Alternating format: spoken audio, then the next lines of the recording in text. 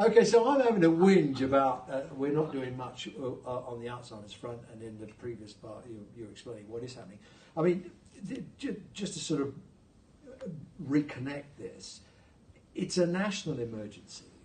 I remember David Cameron thinking he cracked Alzheimer's by having the cabinet given an Alzheimer's briefing, and Andy Tyso, who's one of our Academy ambassadors, did the briefing. You know, and you think, no, David, this is much more important. And I don't think it's crippling for families.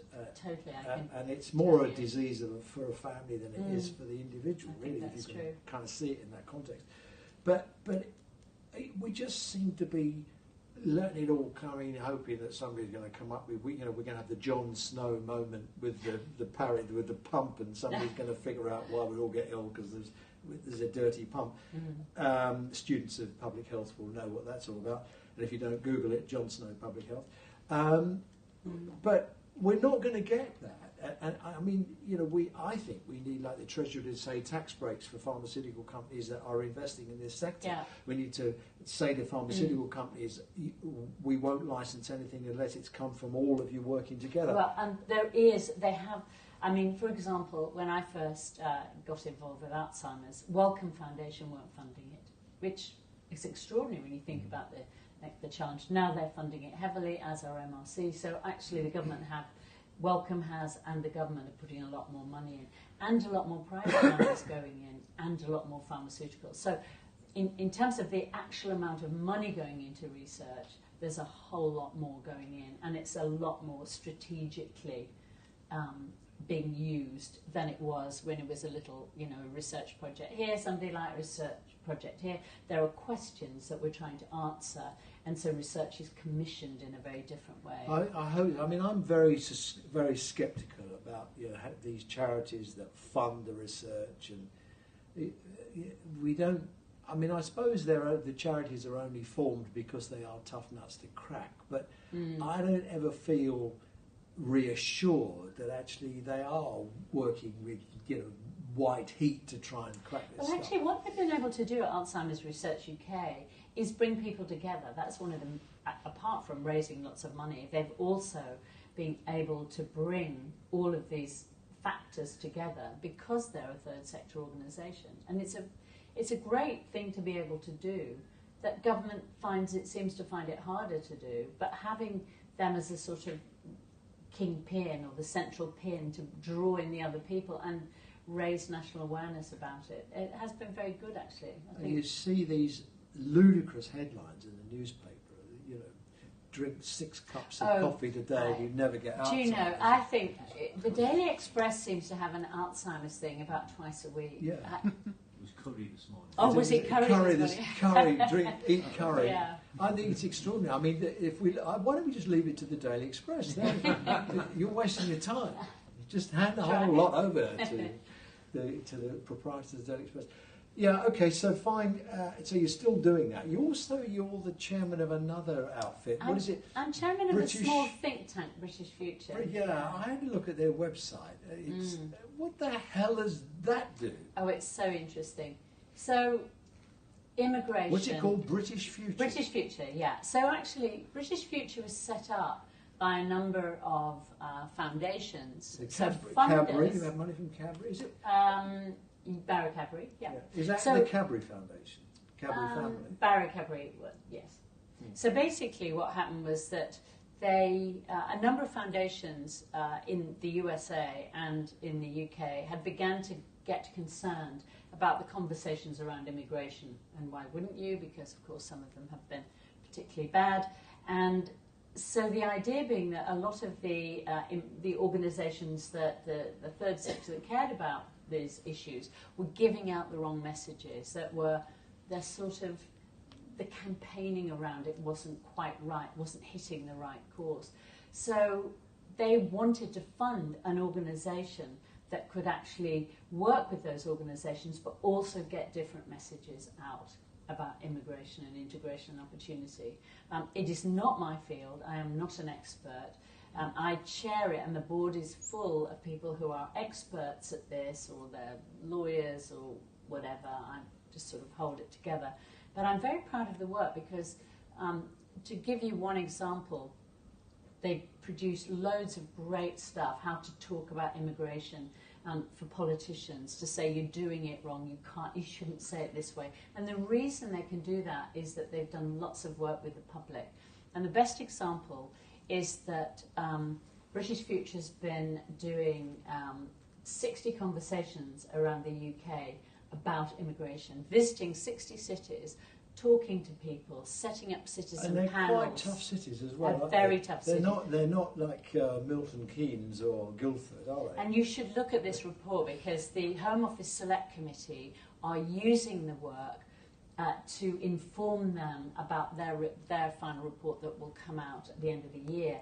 And so this little organisation who's working with Hope Not Hate, so it's British Future and Hope Not Hate, partly funded by the Joe Cox Foundation, has been going around the country talking to loads of people and to find out what their views are. And the report's so interesting, because what you discover is that actually it's not immigration, it's other stuff that's happening in the town around people coming in. We so saw infrastructure things. Well, we saw that during the Yeah. Brexit thing. If you look at who voted in and who voted out, you look at the economic envelope where the people are living and the availability of council housing and all that kind of stuff. It's a very complicated thing. And so we got under the skin of it a little bit. And Sundar Katwala, who's the CEO, writes very well about all of these things. And so we've had lots of reports recently in the Observer and other, just understanding how people feel and not dissing one side or the other, but just trying to understand it so we can come to a consensus position. And so people can say, what is it we'd really like to see in our immigration system? Right. Now, I'm mindful of the time. Let's get to the nub of Shirley and her job Public now. health. Yes.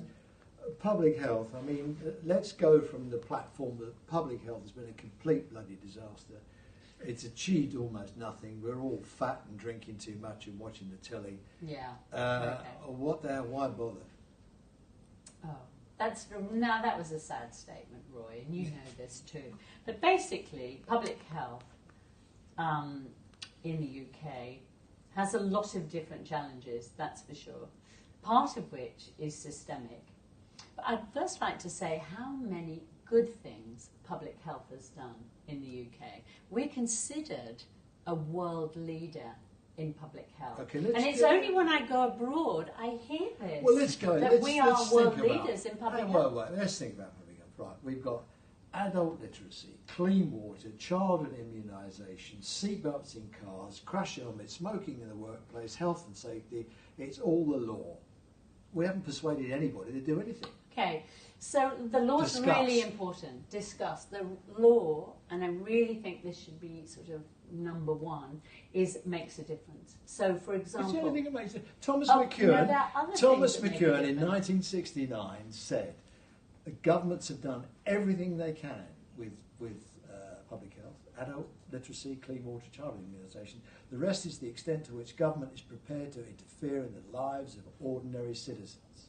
Okay, well, and that would seem to be almost a political statement. Yeah, Thomas McEwen, he's your man, isn't he? A big public health guru. I think there are two things. So from a Royal Society for Public Health point of view, we tend to look, and I think it's the right way to look, at the public's health, not public health. So public health, I know what you're thinking very technically, and all of the stuff that we all know about public health that we do, but our concern is around the public's health. Which is a much wider thing. Which is a much broader issue. That's social stuff. Well, it's engineering. really, really important, because what we know about health inequalities is absolutely massive. Inequalities are widening. Yes. I mean, almost every public health indicator I can think of, not wishing to be rude, or thought of as rude, but every public health indicator I can think of is going in the wrong direction. Okay, let's take smoking. That's actually There was the doing law. quite well. It was Tony Blair. The law. We've called for smoking exclusion zones in parks and things. So we think the law really works. But that... We can't even stop smoking in hospitals. I think we have. Really? Well, I do find, having just come, my husband just having come out, you do find the smokers round the corner of the front doors of the hospital. This is absolutely true. But we've got 15% of people smoking, and in the 60s we had 70%. It's 18%. Well, it depends how you... Yes, we're saying 50, yeah, but anyway. Yeah, it's 18. So we've done Just a for the reasonable record, it's job. 18%. But I agree with you, it's taken too long. It's taken far too long. Well, it took the law. It's taken 50 years. And But it took the law. look, he took a guy Yeah. who had the cojones to take on the establishment, wasn't it? You know, everyone said Blair wouldn't do it. He did it. I mean, think what you like about Tony Blair, and he's a kind of Marmite guy, and some people love him, some people hate him, but the legacy I choose for him, and that's a good one, is millions of lives yeah. have been saved through having the balls to prevent smoking in the workplace. So what about sugar then? Well, you've really hit the point of it though, which is so much of this is political. Sugar? Sugar, the sugar tax. George Osborne What brought happened to that that? in. Well, it's the levy is there. 430 million supposedly that's going to provide, and that money, so-called, should be going into physical activity, school playgrounds. Yeah. However, in the summer... Look, we all have a gym membership with Virgin and no one goes. Look, we know... No, this is about public parks, and this is about... Who's got stuff time to for go schools. to a park? I mean, but let me finish my point about middle the class political... claptrap, surely. But the political point is that in the summer of 2017, all of a sudden the Department for Education looked and found a big hole in its budget and said, where can we get 300 million for our school budget? And of course they looked at the sugar tax, they looked at the levy. And so what we have to do in public health is be much more disruptive, I think. We needs to have a bigger voice for the public's health. Let's look at the structure of it. I mean, thanks to Lansley's lunacy, we smashed up public health, ripped it out of the heart of the health of the NHS, shoved it up the back passage of the town hall, and we're wondering why it doesn't work. So I'll disagree with you on that, because I think that was the one bit of Andrew Lansley's madness, if you like, that actually was probably the smart thing to do. But what they didn't do, of course, was then decide to fund it. They said, oh, we'll put it with local government, and then we'll just treat it like the rest of local government. What's happened to AIDS and HIV now, how fractured those services are. No, it's impossible to manage HIV, AIDS and HIV policies now, because it straddles local government, the health service, nobody's got any money, there's no coordination of the policy, it's a nightmare. Well, so all those sorts of, the gum stuff and the sexual health, all of that very important stuff for young people, young families, certainly AIDS and HIV, big issue. We're stuck with a dysfunctional system that prevents... This I would agree with. Here we should be talking about health system. And what should a health system do? It should help you be healthy. And then we'd have an illness system for when we're ill. And that's the NHS. And really what we've got is an illness system, not a health system. And a health system would be integrated, it would be place-based, it would understand the social determinants of health. The fact is, if you live in a poor area, your chances, if you're poor, your chances of living as long as somebody in a wealthy area, 12 times in some areas. But that you're not so. We know all this, and we don't known it for years. It. Don't live on the west side of the town. Live on the east side. It's richer on the east side, and all of that. You know, and travel on the tube, and you lose a year of your life between Knightsbridge and wherever it is. You know, we know all this, but nobody does anything about it. And if the things we could do things about, like sexual health, like AIDS and HIV, those services really have been broken up to make them unmanageable. Yeah. And so instead of lobbying like you do to stop people having a chocolate muffin, I never have lobbied. I'm sure I have. I've heard you on the wireless talking about chocolate muffins. I'm sure I could have been talking about them. chocolate muffins. Yeah, it's Bake Off. Yeah. Yeah. I mean, shouldn't you be campaigning to try and get some cohesion to the things that once worked that don't work now? Well, I think what we need to do is make progress. And I mean, I think there's an argument that sexual health services could go within the NHS, honestly. I think there's a possibility. But there's loads of issues around the public's health that need to be tackled in a very comprehensive way. Childhood obesity is a really good example. So we wait for the strategy finally comes out, and what do we find? The single most important bit that they needed to include is missing. And that bit was advertising, promotions and sponsorship. Why do you think that? Well, I think that, yeah. Could it be something to do with lobbying business, and money? Exactly. And so your point about Tony Blair and cigarettes was there needs to be braver politicians making these decisions for the public's health. They really do. I mean, some of this is not complicated. Minimum unit pricing for alcohol. Scotland have just done it after the Whisky Association took them to court for 5 years, but that's gone through. Wales will do it. We'll be left here in Westminster unless somebody, I mean, we should be doing it. It's not rocket science. It's not That's going to happen simple. for the It's foreseeable, cheap booze. surely, is it? Because everybody's preoccupied with Brexit. There won't be any parliamentary time, will there? Well, that's absolutely right. I mean, so we're well, stuck for let's the next look 5 at the years. opportunities around that. Well, I don't think they can keep arguing that when the evidence builds up, because I think at some point the population wants to see some movement on other things. Well, we've got evidence-free policy up till now. I don't think why we need evidence now. What country, in your experience, does public health well? Where do you think is the kind of example? Where are aside from countries who have got an entirely different diet, you know, because they live in a different climate and all the rest of it, you know, where is there? Let's look at Europe. Who's healthy in Europe? Okay, so I think you can pick off issues actually in Europe, but Scandinavia, you would say, overall, Norway, Finland, Sweden, and the reason is that infrastructure across poverty is better than It's anywhere not that it's else. cold and miserable there. Cold and miserable, but people are happy. If you're watching and this, they're Scandinavia.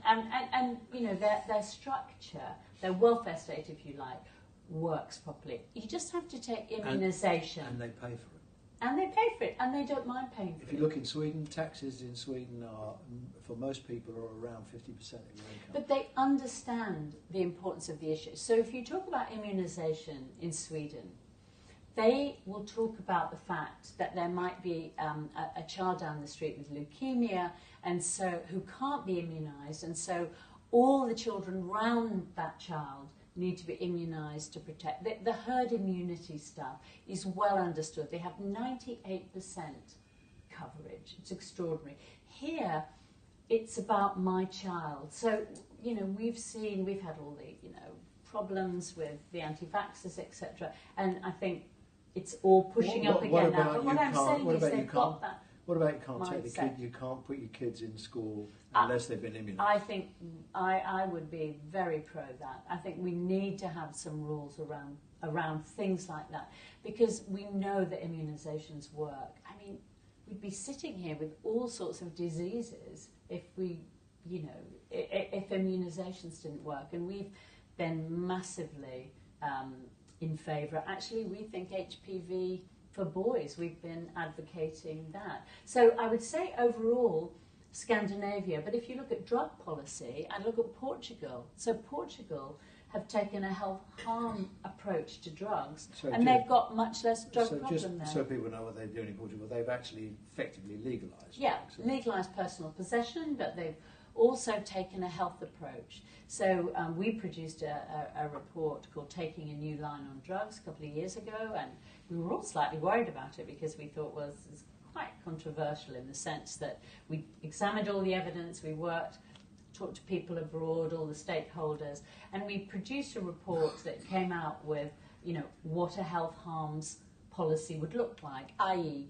that drug policy should be put together with alcohol, with tobacco, in the same group, and should be with the Department of Health. There's no business being with the Home Office. Now, the police support this, and the many of the police and crime commissioners support this. So we felt, that we were following the tide. It really is a very good report, and we've been following through on that. And so these are the kind of things that would make a big difference here. And we look at somewhere like Portugal, crime's gone down. I mean, deaths have gone down. All of the, they've moved the indicators in a really positive way. And we're not treating poor addicts as criminals. We're treating them as people who need to have support with their health. Do you know, I mean, there's obviously a brave political decision. Do you know what public attitudes were like before? Did they have a fight with the public to do this? No, not particularly. And I think I don't think we would hear. So what happened when our report came out? It got a lot of publicity, but we had for the first time 2 editorials: the Times front page and the Times editorial, saying the time had come to do this. Martin Wolf in the FT did a whole half page on it, saying it was one of the best reports he'd read because it made total sense in policy terms. So for us, it was saying not the usual suspects are talking about drugs policy. So we got it onto the radar of people who decision makers and politicians listen to. And that's an example, I think, of moving things forward. I mean, I honestly believe, probably won't be while I'm still around in the role, if you like, but I think this will happen because it makes sense and the evidence is there, but the political will isn't there. So all the commentators, right and left, think this is a good policy. The only people that don't seem to are in the Home Office. So when you've got the police behind you and the police and crime commissioners, you have to. Well, I suppose it's about politics. The politicians think, well, where are the votes going to come from? They'll do, and that means you've got to soften up public opinion, haven't you? Before, so the politicians feel safe. I mean, Blair didn't do that with smoking. I mean, I'm not sure where the smoking thing actually came from, but he just kind of did it. Brilliant. And it wasn't, there wasn't a huge consultation over it, was it? They just did it. And they had a big enough majority in the House of Commons to do it. And the evidence was so clear, and there's so much evidence. And that's why evidence on its own is never enough. So anything that we put out and the work that we do has the evidence, but it also has what the public think. We don't put anything out in our reports or our press that doesn't have a big public component, because we've gone and asked people what they think. We've asked the public, what do you think? We make recommendations. We ask them, what do you think about this recommendation? Do you think that would work? And so what we're trying to do is create a dialogue with the public, not the finger wagging, nanny state, but let's have a conversation about this. So another good example was last year we did Status of Mind, hashtag Status of Mind, social media and young people's mental health. And this is an emerging issue, so there's some evidence, but what we really needed to do was to find out what young people think. So we bothered to ask 2,000 young people what they thought. And what do they think? We asked them actually, which was really interesting, we did a league table of the platforms, and we said, of these 14 questions, which how would you rate the platforms in terms of your health and well-being, the positive and the negative? So, it was quite a well-balanced report. And of course, YouTube was the most popular, best for your health and well-being, and Instagram was the least, because the issues that young people are concerned about here is we're concerned about sleep, body image, depression, anxiety and cyberbullying. So these are on the negative side. On the positive, there's all those communities you can be in touch with, people who might have your condition. Suddenly you can talk to different people. You can create your own friend group, if you like.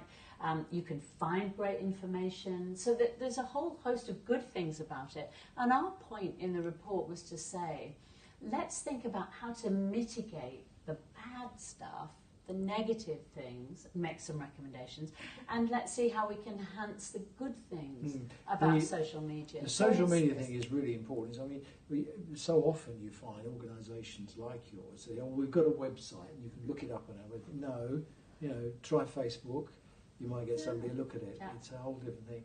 If you could change one thing, what would you change? Oh goodness. One big public health thing. What would it be? That's really. It's tough, isn't it? It's actually about politicians being willing to engage in this area, because I mean. What about, suppose that we took the politicians out of it and said, if you did crowdsourcing style approaches to questions, you know, so if you said to people, for example, you know, should we have a chocolate muffin tax or something, you know. We do know that tax works and financial incentives work. Do you think so? Well, the evidence shows that they do, so that's why we want, you know, that's why minimum unit pricing. Does the evidence really show? I mean, does it not just disadvantage people on low incomes anyway? Well, the MUP is about the horrible white cider, and I mean that's the bit of the market that actually really needs to be got rid of, and is, you know, you can get these drums of cheap cider for £3 or something. This is, and guess what? Every place that sells it is always round the corner from a bail hostel or somewhere. You know, that's what you want to get rid of. It's the interconnectedness of our lives, isn't it? I'll come back to your thing. Yeah, no, but I mean, it's the interconnectedness of our lives that is the sum total of the public's health. So what I'd really like to see... So is it too difficult? Yes. No. I think what we really need to do is look at it the other way around. I mean, I'm a huge fan of the NHS, having had my husband just in hospital for 8 days with his broken femur. You pushed him under a lorry, didn't you? What did you do? What's happened? He's fallen off his bike. Is the bicycle damaged? Well, because they're very expensive. His second best bicycle didn't have that much damage. It was only to his leg that Thank got really. God, Thank right. God, Yeah. that's what he said. God, the bike's all right. Yeah.